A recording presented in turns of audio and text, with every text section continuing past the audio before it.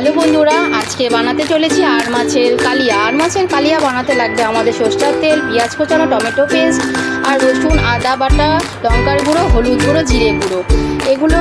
আর তারপর কড়াইতে তেল গরম করতে দিয়েছি। তেল গরম হয়ে গেলে একে একে মাছগুলো ভেজে নেব। মাছগুলো ভাজার পর মাছগুলো ভাজা হয়ে গেছে। সরষের তেল আবার কড়াইতে দিয়ে দিলাম। তেল গরম হয়ে গেলে দিয়ে দেবো পেঁয়াজ কুচি। পেঁয়াজগুলো ভাজা ভাজা হয়ে গেলে হালকা বাদামি কালার হয়ে যাবে। তারপর দিয়ে দেবো রসুন কুচি,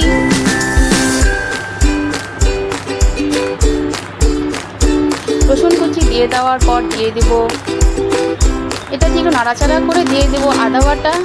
তারপর দিয়ে দেবো জিরে গুঁড়ো, তারপর লঙ্কার গুঁড়ো দিয়ে দেবো। লঙ্কার গুঁড়োটা আপনারা আপনাদের স্বাদ অনুযায়ী দেবেন। তারপর দিয়ে দেবো টমেটো পেস্ট দিয়ে একটু নাড়াচাড়া করে নেব। নাড়াচাড়া করে একটু স্বাদ অনুযায়ী লবণ দিয়ে দেবো। আর একটু ভাজা ভাজা হয়ে গেলে দিয়ে দেবো গরম মশলা গুঁড়ো আধা চামচ।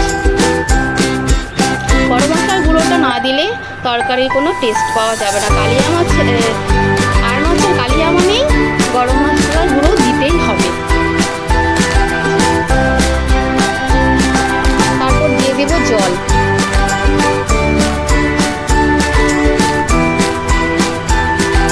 জলটা আপনারা পরিমাণ মতো দেবেন, বেশি দেবেন না। ঝোল যখন উথাল এসে পড়েছে তারপর মাছগুলো দিয়ে দেবো একে একে ভাজা। ভেজে রাখা মাছগুলো দিয়ে দিলাম সব। মাছগুলো দিয়ে দেওয়ার পর আমাদের রেডি হয়ে যাবে আর মাছের কালিয়া। আর মাছের কালিয়া আমাদের আরেকটু পর রেডি হয়ে যাবে। আপনাদের যদি এই রেসিপিটা পছন্দ হয়, আমাদের কালিয়া রেডি। এই রেসিপিটা যদি আপনাদের পছন্দ হয় তাহলে বাড়িতে অবশ্যই বানিয়ে খাবেন। লাইক, কমেন্ট, শেয়ার, সাবস্ক্রাইব করবেন। ধন্যবাদ।